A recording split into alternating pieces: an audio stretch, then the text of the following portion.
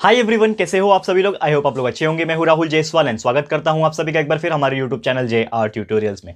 Friends, आज again आपके सामने एक मोस्ट इंपॉर्टेंट साइंस का लेक्चर वीडियो लेकर आ गया दोस्तों, जिसमें हम पढ़ने वाले हमारे 8 स्टैंडर्ड के लिए साइंस सब्जेक्ट का जो हमारा चैप्टर चल रहा था फ्रेंड्स, जो अर्लियर का चैप्टर चल रहा था, फर्स्ट सेमेस्टर का जो चैप्टर चल रहा था, जिसका नाम है chapter number 2 health and diseases.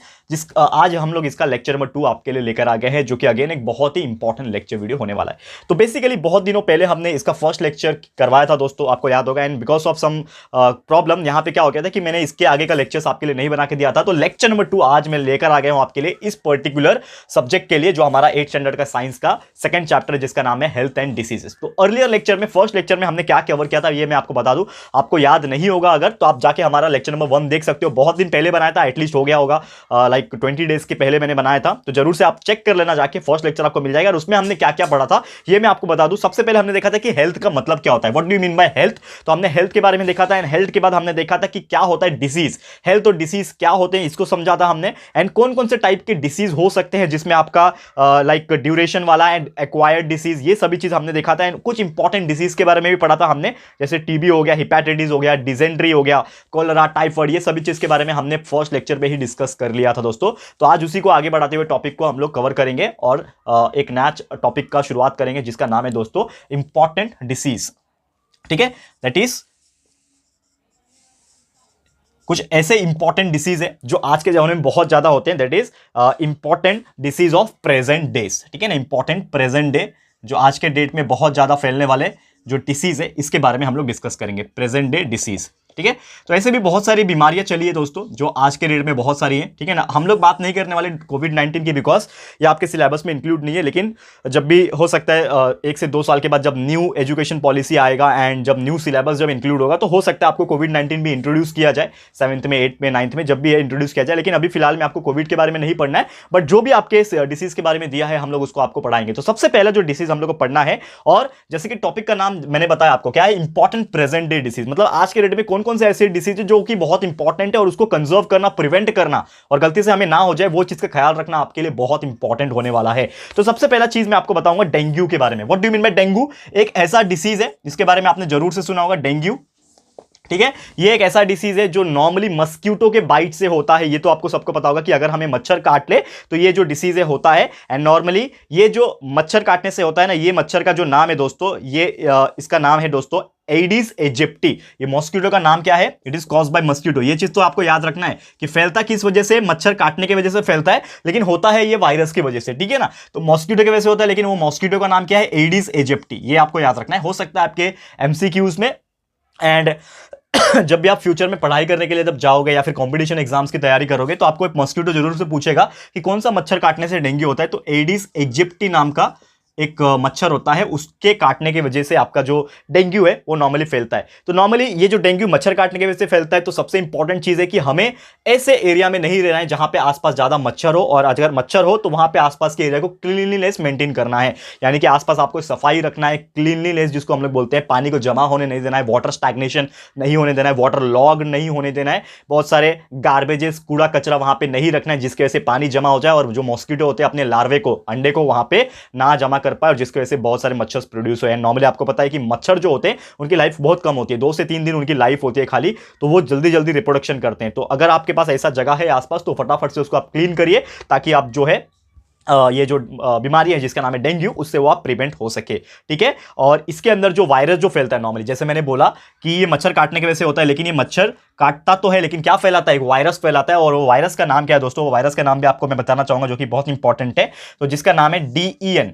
ठीक है ना, डेन, जिसको डेन बोलते हैं, डेन 1-2। ये एक वायरस का नाम है दोस्तों, जो कि आपका ये जो डेंगू है उसको फैलाता है। जैसे कि आपको पता होगा कि कोविड-19 एनकोव की वजह से फैला था, नोवल कोरोना वायरस। ठीक है ना, वैसे ही यहाँ पे DEN क्यों नाम रखा है, क्योंकि डेंगू स्टैंड्स फॉर DEN, तो डेंगू की वजह से डेन जो वायरस है 1-2 उससे फैलता है, दैट्स वाई ये होता है। और एक तरीके से DEN 1-2 जो है वो एक तरीके से फ्लेवी वायरस के कैटेगरी में आता है। ठीक है ना, फ्लेवी टाइप का वायरस जो होता है इसके कैटेगरी में आता है, that's why it is considered as the den 1-2। तो आपको ये चीज याद रखना। अब सिम्टम्स क्या हो सकता है कि अगर आपको डेंगू हुआ है तो आपको कैसे पता चलेगा कि आपको डेंगू हुआ है, क्या कुछ लक्षण आएंगे आपके पास, सिम्टम्स क्या आएंगे वो देखना है। तो सबसे पहले तो अगर आपको डेंगू का शिकार हुआ है आपने और आपको मच्छर काटे और आपको ऐसा लगता है कि आपके अंदर वायरस आ गया है, तो आपको महसूस होगा एक्यूट फीवर, यानी कि आपको हल्का हल्का बुखार आपको महसूस होगा। साथ ही में आपका बहुत ज्यादा सर पेन होगा, यानी कि हेडेक होगा आपको, और वॉमिटिंग का यानी कि उल्टी का सेंसेशन जो है आपको आएगा। साथ ही में आपका जो आंखों की पुतली होती है, ये जो आंखों का पुतली होता है जहां से आपके आई सॉकेट जिसको बोलते हैं, उसमें हल्का हल्का पेन आपको महसूस होगा और ऐसा लगेगा कि आंख जो है वो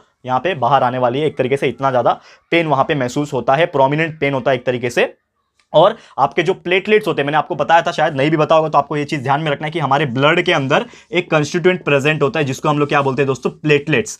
क्या बोलते हैं, प्लेटलेट्स। तो हमारे अंदर प्लेटलेट्स प्रेजेंट होता है और वो प्लेटलेट्स क्या करते हैं, हमारे खून को थिक बनाता है, गाढ़ा बनाता है। आपने कभी खून को टच किया है, कितना स्टिकी लगता है, गाढ़ा लगता है, पानी जैसा नहीं लगता है, तो वो क्यों होता है, बिकॉज ऑफ प्लेटलेट्स। तो प्लेटलेट्स का काउंट भी कम हो जाता है, यानी कि कुछ मिलियंस में होता है काउंट उसका, तो वो काउंट्स जो है कम हो जाता है, यानी कि आपका अगर प्लेटलेट्स कम हो गया आपके खून में से, तो आपका खून जो है वो पानी जैसा बनने लगेगा और बहुत ज्यादा प्रॉब्लम क्रिएट करेगा और आपकी डेथ भी हो सकती है, और जिससे आपका हेमरेज भी हो सकता है। ठीक है ना, अंदर से आपका खून, रक्त बाहर निकलना, ब्लड बाहर निकलना, तो हेमरेज भी हो सकता है। ये बहुत सारे प्रॉब्लम जो है ऐसा डेंगू की वजह से होते हैं। क्लियर है, तो उम्मीद करता हूं कि ये टॉपिक आपको क्लियर हो गया होगा। तो ये था हमारा पहला इंपॉर्टेंट प्रेजेंट डे डिसीज जो आज के जमाने में बहुत ज्यादा खतरनाक साबित होता है, क्योंकि इसके वजह से लोगों की जान भी जाती है। तो इसके लिए बहुत ज्यादा खतरनाक डिसीज और इतना ही इंपॉर्टेंट डिसीज माना जाता है हमारे इस पर्टिकुलर प्रेजेंट डेज के टाइम पे। ठीक है ना, अब मैं बात करूंगा दोस्तों एक और टाइप का डिसीज जो है हमारे इंपॉर्टेंट कैटेगरी की लिस्ट में शामिल है, जिसका नाम है स्वाइन फ्लू। ये भी बहुत इंपॉर्टेंट डिसीज है और बहुत जोरों से फैला था, एक टाइम था, एक जमाना था, ठीक है ना, जिसमें बहुत ज्यादा ये डिसीज जो है स्वाइन फ्लू जो है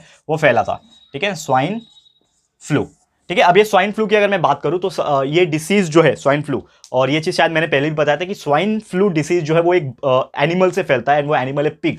ठीक है, जो आपका सुअर जिसको हम लोग बोलते हैं नॉर्मली हिंदी में अगर बात करें, तो जो डिसीज है वो पिग के थ्रू, किसी इंसान ने पिग खाया होगा या फिर पिग के कॉन्टैक्ट में आया होगा, तो ये जो बीमारी है, ये जो वायरस है, इसके अंदर ट्रांसफर हुआ होगा। तो जनरली अगर बात करें तो ये जो वायरस जो होते हैं ना आपके, अगर मैं बात करूं स्वाइन फ्लू की, तो स्वाइन फ्लू में जो वायरस होता है वो इन्फेक्टेड पर्सन से दूसरे इन्फेक्टेड पर्सन में इजीली फैल जाता है। तो लेट्स सपोज ये ओरिजिनेट कहां से हुआ, जैसे मैंने बोला कि ये ओरिजिनेट हुआ पिग्स के थ्रू। ठीक है ना, पिग्स के थ्रू ओरिजिनेट हुआ, यानी कि सबसे पहले सुअर में आया, तो हो सकता है उस इंसान ने वो पिग को खाया हो, ठीक है, भले ही पका के खाया हो, लेकिन उसका जो वायरस है वो किल नहीं हुआ होगा, तो एक ह्यूमन में ट्रांसफर हुआ। अब वो वायरस ह्यूमन से दूसरे ह्यूमन में ट्रांसफर हो जाएगा, यानी कि एक ह्यूमन बीइंग से दूसरे ह्यूमन बीइंग में ट्रांसफर हो जाएगा। तो ऐसे करते करते वो ट्रांसफर होके एंड पूरा का पूरा एक तरीके से इंफेक्शन के थ्रू फैल गया था। ठीक है, और ये जो बीमारी है वो सबसे ज्यादा जो फैलता है वो हमारे नोज और थ्रोट में फैलता है, क्योंकि आपको पता होगा कि जब भी हमें सर्दी खांसी होती है तो हम छींकते हैं, तो वाटर ड्रॉपलेट्स निकलता है, कफ करते हैं तो कफिंग बाहर निकालते हैं, तो उसमें भी आपके जो ये स्वाइन फ्लू के जो वायरस है वो फैलने के सबसे ज्यादा चांसेस होते हैं। तो ये चीज आपको ध्यान में रखना है। ठीक है, तो ये बहुत इंपॉर्टेंट फैक्टर है, ये चीज आपको ध्यान में रखना है। और एक और सबसे इंपॉर्टेंट चीज ये है कि इसके सिम्टम्स क्या क्या हो सकते हैं। ठीक है ना, अगर आपको ऐसा लगता है कि स्वाइन फ्लू हुआ है तो आपका सिम्टम्स ये हो सकता है कि आपको सांस लेने में तकलीफ हो जाए, ब्रीदिंग प्रॉब्लम होता है। ठीक है ना, ब्रीदिंग, आपको सांस लेने में दिक्कत हो रही है, तो वो टाइम पे समझ जाना कि आपको कुछ ना कुछ प्रॉब्लम हुआ है, तो आपको तुरंत आपका टेस्ट जो है कराना चाहिए लैबोरेटरी में जाके, क्लिनिकल लैबोरेटरी जो होते हैं वहां पे जाके आपको टेस्ट कराना चाहिए। साथ ही में अगर आपको ऐसा लगता है कि आपका गला पूरा ड्राई हो चुका है, सोर हो गया है,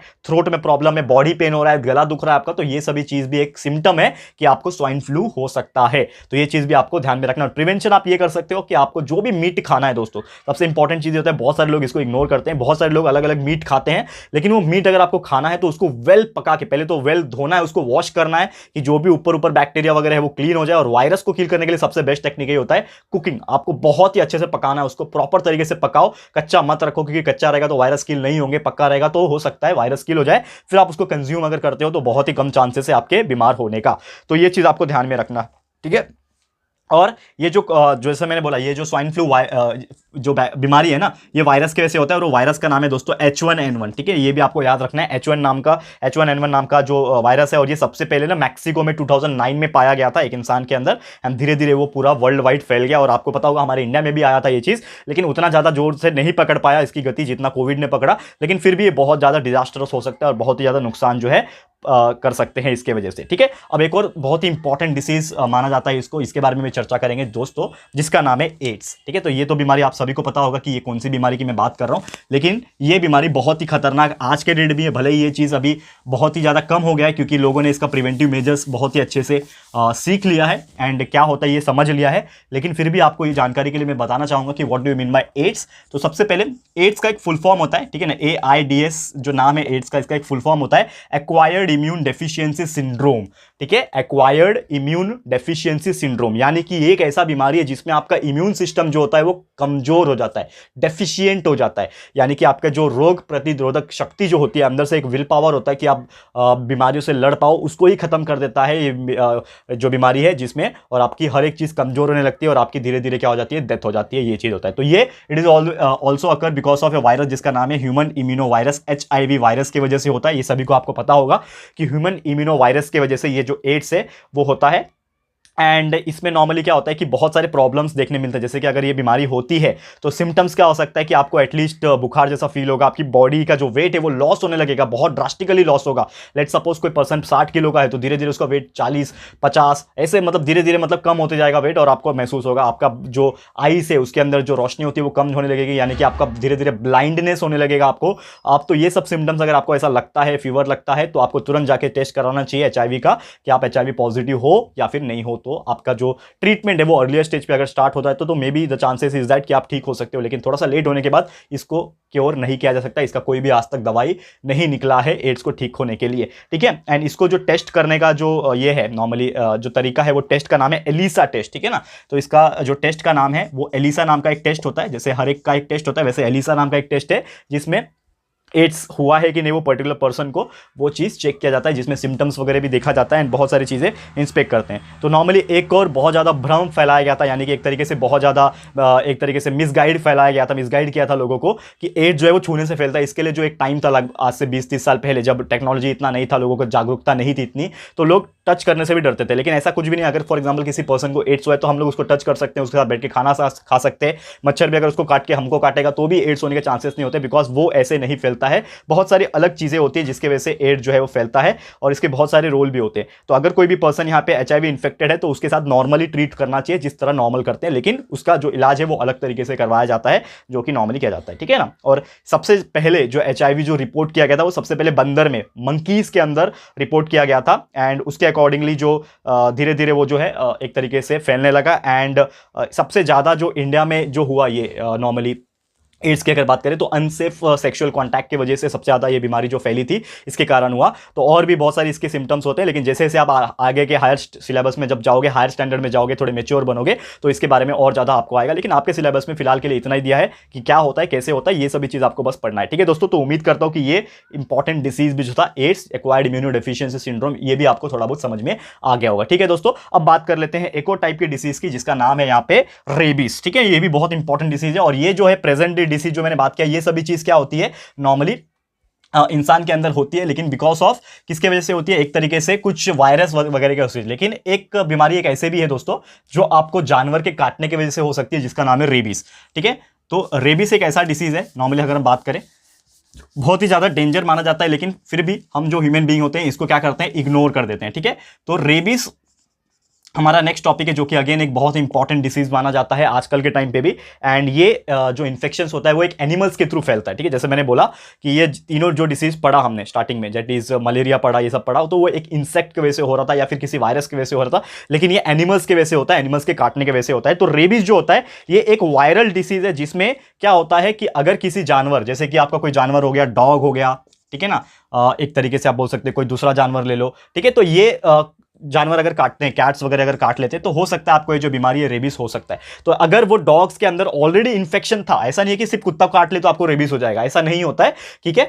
तो नॉर्मली क्या होता है, अगर वो डॉग कैट ऑलरेडी इन्फेक्टेड थे पहले से, यानी कि उनके अंदर जो इन्फेक्शन था वो ऑलरेडी एग्जिस्ट करता था, पहले से ही उनके अंदर इन्फेक्शन था, तो ही वो चीज फैलता है। तो डॉग, कैट हो गया, रैबिट हो गया, ठीक है ना, रैबिट के काटने से एक तरीके से, फिर मंकीज भी होते हैं, इनके अंदर भी ये वायरस जिंदा रहता है, ये इन्फेक्शन रहता है, और वो अगर काट लेते हैं आपको तो उनके सलाइवा या फिर उनके उसके कॉन्टैक्ट के वजह से आपके अंदर ये जो रेबीज की जो बीमारी है वो फैल सकती है। और ये जो वायरस होता है, ये वायरस आपके ब्रेन के अंदर एंटर करता है और आपको बहुत ज्यादा बीमार कर सकता है, आपका न्यूरॉन्स को कमजोर बना सकता है। ठीक है ना, ये जो न्यूरॉन्स होते हैं आपका, जो सोचने की एबिलिटी आपके अंदर आती है, न्यूरॉन्स जो होते हैं, न्यूरल सिस्टम होता है आपका, न्यूरल स्कीमा होता है, ये क्या करते हैं, एक तरीके से डैमेज कर देते हैं। और इसमें एक सबसे इंपॉर्टेंट चीज ये होता है कि अगर आपको ये बीमारी हो जाती है ना रेबीज, तो आपको ना हाइड्रोफोबिया भी हो जाता है साथ में। ये बीमारी होने के साथ आपको हो जाता है हाइड्रोफोबिया।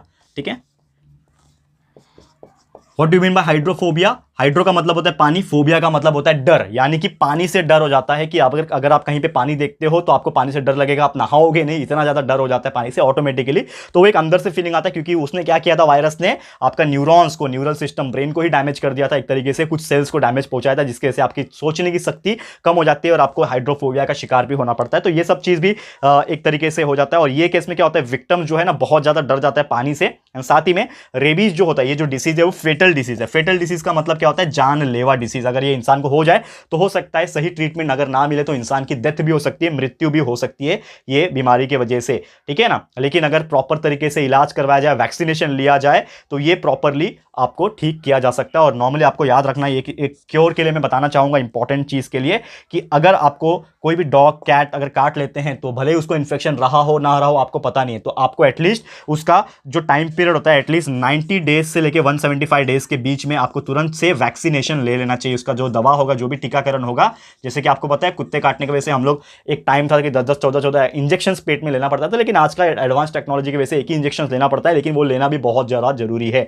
तो वो चीज आपको याद रखना है कि 90 टू 175 डेज के बीच में आपको इंजेक्शन ले लेना है, ताकि जो खतरा रहे वो एकदम टल जाए। और वही अगर सिम्टम्स की बात करें, अगर आपको ऐसा लगता है कि आपको डॉग ने काटा है या फिर ऐसा लगता है कुछ भी ऐसा हुआ है, तो आपको क्या सिम्टम्स आएंगे, कैसे पता चलेगा कि आपको रेबीज हुआ? तो सिम्टम्स जो होता है, लगभग फीवर आपको आता है, और वो फीवर जो बहुत ही खतरनाक होता है 12 वीक्स तक जा सकता है, यानी कि ठीक ही नहीं होता जल्दी। 12 हफ्ता लगभग 1.5 महीना हो गया दोस्तों। ठीक है ना, 1.5 महीना नहीं, आगे कितना हो गया, 3 महीना हो गया, सॉरी। तो 3 महीने तक आपको जो फीवर है कंटिन्यूसली आता रहेगा, आएगा जाएगा, तो समझ जाना कि कहीं ना कहीं आपको कुछ प्रॉब्लम हुआ है, तो आपको टेस्ट करा देना चाहिए। फिर आपके बिहेवियर में भी सडन चेंजेस आएगा, आप पानी से डरोगे, घबराओगे हर चीज की वजह से, तो एक्सैगरेशन आएगा, एक तरीके से आप बोलते हैं ना चिड़चिड़ापन आएगा आपके बिहेवियर के अंदर, तो वो चीज भी देख लेना। और साथ ही में हाइड्रोफोबिया यानी कि पानी से डर लगेगा। तो ये सब सिम्टम्स अगर आपको लगता है तो आप समझ जाना कि आपको जो रेबीज नाम की जो डिसीज है, जो बीमारी है, वो हो सकती है। तो आपको टेस्ट जरूर से करा लेना चाहिए। ठीक है दोस्तों, तो यही था दोस्तों हमारा आज का लेक्चर वीडियो, जिसमें हमने बात किया कि बहुत इंपॉर्टेंट डिसीज आज के डेट में, और आपके सिलेबस के हिसाब से ऐसा देखा जाए तो there are so many types of disease जो कि और ज्यादा इंपॉर्टेंट है, लेकिन आपके सिलेबस में जो इंक्लूड किया है वही हम लोग ने आपको पढ़ाया दोस्तों 8th स्टैंडर्ड के हिसाब से। फिर जैसे आप हायर स्टैंडर्ड में जाओगे, 9th में जाओगे, 10th में जाओगे, 11th में जाओगे, और बायोलॉजी जब पढ़ोगे आगे जाके, तो आपको और भी बहुत सारे डिसीज के बारे में पता चलेगा दोस्तों। तो आज के लिए इतना ही दोस्तों। उम्मीद करता हूं कि हमने जो आज 4 या 5 टाइप के डिसीज जो पढ़े, स्टार्टिंग डेंगू किया हमने, डेंगू के बाद हमने पढ़ा स्वाइन फ्लू पढ़ा, फिर हमने पढ़ा एक तरीके से एड्स, फिर उसके बाद रेबीज पढ़ा। तो उम्मीद करता हूं कि ये चारों डिसीज आपको बहुत ही अच्छे से क्लियर हो गया होगा, क्या होता है, कैसे होता है, सिम्टम्स कैसे आते हैं और कैसे हम लोग क्योर कर सकते हैं, ये सभी आपको क्लियर हो गया होगा। तो अगर आपको ये वीडियो पसंद आया दोस्तों, तो प्लीज वीडियो को लाइक कीजिएगा, शेयर कीजिएगा अपने सारे फ्रेंड्स लोग के साथ, फटाफट से शेयर करो। एंड अगर आपने अभी तक इस चैनल को सब्सक्राइब नहीं किया है तो फटाफट से हमारे चैनल को सब्सक्राइब कर देना, साथ में बेल आइकन को प्रेस कर देना दोस्तों, ताकि जब भी हम लोग वीडियो लेकर आएंगे आप लोग को नोटिफिकेशन मिलती रहेगी। ठीक है फ्रेंड्स, तो मिलते हैं हमारे अगले वीडियो में। ये वीडियो देखने के लिए thank you and good bye.